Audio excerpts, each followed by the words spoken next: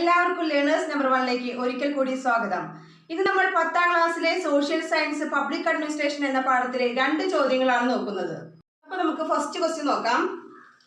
Prepare a note on the central vigilance commission. കേന്ദ്ര vigilance കമ്മീഷനെ കുറിച്ച് ഒരു ചെറിയ കുറിപ്പ് തയ്യാറാക്കുക. Answer: The Central Vigilance Commission is the institution constituted at the national level to prevent corruption. Central vigilance commission അഥവാ കേന്ദ്ര vigilance commission എന്ന് പറഞ്ഞാൽ ദേശീയ തലത്തിലുള്ള അഴിമതി തടയുന്നതിന് വേണ്ടിയുള്ള സ്ഥാപനമാണ്. ദേശീയ തലത്തിലുള്ള അഴിമതി തടയുന്നതിന് വേണ്ടിയുള്ള സ്ഥാപനമാണ് central vigilance commission. It came to effect in 1964. ഇത് 1964 സ്ഥാപിതമായത്, അതായത് അത് കൊണ്ടുവന്നത്. It is formed to prevent corruption in the central government offices. ഇത് അഴിമതി തടയാനുള്ളതെന്ന് നമ്മൾ പറഞ്ഞു. അതായത് ഈ അഴിമതി തടയുക എന്നുള്ളത് കേന്ദ്ര ഗവൺമെന്റിന്റെ കീഴിലുള്ള ഓഫീസുകളിലെ അഴിമതി തടയുന്നതിന് വേണ്ടി, കേന്ദ്ര ഗവൺമെന്റിന്റെ കീഴിലുള്ള ഓഫീസുകളിലെ അഴിമതി തടയുന്നതിന് വേണ്ടിയുള്ള സ്ഥാപനമാണ് central vigilance commission. The Central Vigilance Commissioner is the head of the Central Vigilance Commission. ഈ സെൻട്രൽ വിജിലൻസ് കമ്മീഷന്റെ തലവൻ ആരാണ്? സെൻട്രൽ വിജിലൻസ് കമ്മീഷണർ ആണ്. സെൻട്രൽ വിജിലൻസ് കമ്മീഷന്റെ തലവൻ സെൻട്രൽ വിജിലൻസ് കമ്മീഷണർ ആണ്. In every department there will be a chief vigilance officer. അതായത് central vigilance കമ്മീഷന്റെ കീഴിലുള്ള ഓരോ ഡിപ്പാർട്ട്മെന്റിനും ഒരു ചീഫ് വിജിലൻസ് ഓഫീസർ ഉണ്ടായിരിക്കും, ഒരു മുഖ്യ വിജിലൻസ് ഓഫീസർ ഉണ്ടായിരിക്കും. The duty of the commission is to inquire into vigilance cases and take necessary actions. ഈ കമ്മീഷന്റെ ചുമതല to inquire into vigilance cases, അതായത് വിജിലൻസ് കേസുകൾ അന്വേഷിക്കുകയും അതിന് അനുയോജ്യമായ നെസസറി ആക്ഷൻസ് എടുക്കുകയും ചെയ്യുക എന്നുള്ളതാണ്.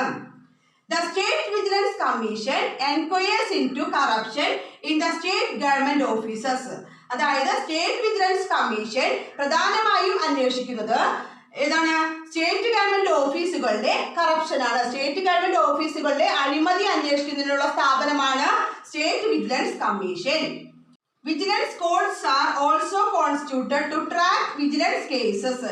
ഇത്തരത്തിലുള്ള കേസുകൾക്ക് തീർപ്പ് കൽപ്പിക്കുന്നത് വിജിലൻസ് കോർട്ടുകൾ വഴിയാണ്, അഥവാ വിജിലൻസ് കോടതികൾ വഴിയാണ് ഇങ്ങനെയുള്ള കേസുകളിൽ തീർപ്പ് കൽപ്പിക്കുന്നത്. ഇത് സാധാരണയായി SSLCക്ക് 4 മാർക്കിന്റെ ക്വസ്റ്റ്യൻ ആയിട്ടാണ് വരാറ്.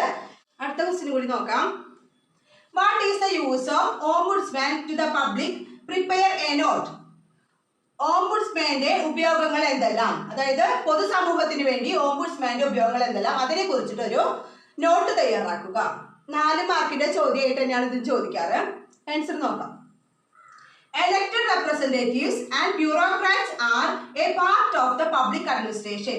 നമുക്കറിയാം ജനപ്രതിനിധികളും ഉദ്യോഗസ്ഥരും നമ്മുടെ പബ്ലിക് അഡ്മിനിസ്ട്രേഷൻ അഥവാ പൊതുഭരണത്തിന്റെ ഒരു ഭാഗമാണ്. Complaints can be filed against their corruption, nepotism or financial misappropriation or negligence of duties. ഏതെങ്കിലും തരത്തിൽ ജനപ്രതിനിധികളോ ബ്യൂറോക്രാറ്റ്സോ അവരുടെ കർത്തവ്യങ്ങൾ ചെയ്യാതിരിക്കുകയാണെങ്കിൽ, അതായത് അവരെന്തെങ്കിലും അഴിമതി ചെയ്യുകയോ അല്ലെങ്കിൽ സ്വജനപക്ഷപാതം കാണിക്കുകയോ ധന ദുർവിനിയോഗം നടത്തുകയോ അവരുടെ ചുമതലകളിൽ വീഴ്ച വരുത്തുകയോ ഒക്കെ ചെയ്യുമ്പോൾ നമുക്ക് കംപ്ലൈന്റ് ഫയൽ ചെയ്യാം. ഈ കംപ്ലൈന്റ് ഫയൽ ചെയ്യാനുള്ള സംവിധാനമാണ് ombudsman. Ombudsman is constituted for this purpose. ഈ ഇങ്ങനെ കംപ്ലൈന്റ് ചെയ്യാനുള്ള ഒരു സംവിധാനമായിട്ടാണ് ഓംബുഡ്സ്മാൻ നിലകൊള്ളുന്നത്. People can directly approach the ombudsman with complaints. ഇങ്ങനെയുള്ള എന്തെങ്കിലും തരത്തിലുള്ള കംപ്ലൈന്റ് ജനങ്ങൾക്കുണ്ടെങ്കിൽ ആ കംപ്ലൈന്റുമായി നമുക്ക് ഡയറക്റ്റ്ലി അപ്രോച്ച് ചെയ്യാം, ഓംബുഡ്സ്മാനെ നേരിട്ട് സമീപിക്കാവുന്നതാണ്. On receiving complaints, the ombudsman has the power to summon anyone. ഇനി ആരെ കുറിച്ചാണോ കംപ്ലൈന്റ് നമ്മൾ കൊടുക്കുന്നത്, അങ്ങനെയുള്ള കംപ്ലൈന്റ് കിട്ടിക്കഴിഞ്ഞാൽ the ombudsman has the power to summon anyone. ആരെ വേണമെങ്കിലും വിളിച്ചു വരുത്താനുള്ള അധികാരം ഓംബുഡ്സ്മാനുണ്ട്.